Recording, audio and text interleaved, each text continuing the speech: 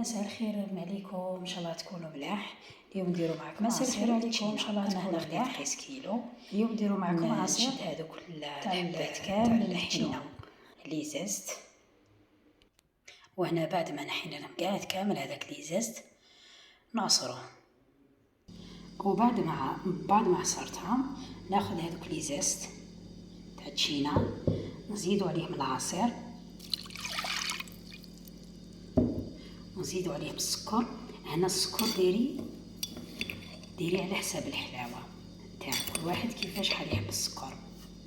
انا هنا درت 2.5 وديري فوق النار.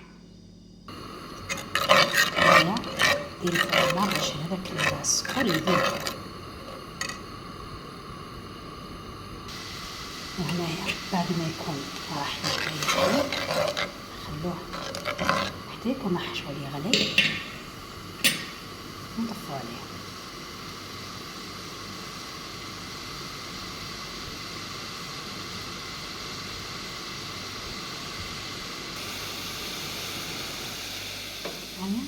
زيدي دوكا كمية من الماء. أنا هنا زدتلو نص كاس الماء.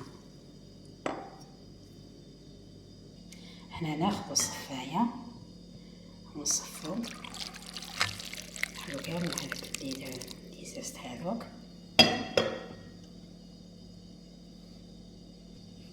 وتخليه حتى يبرد. بسم الله. وهنايا بعد ما برد نديرو هكا في الكؤوس.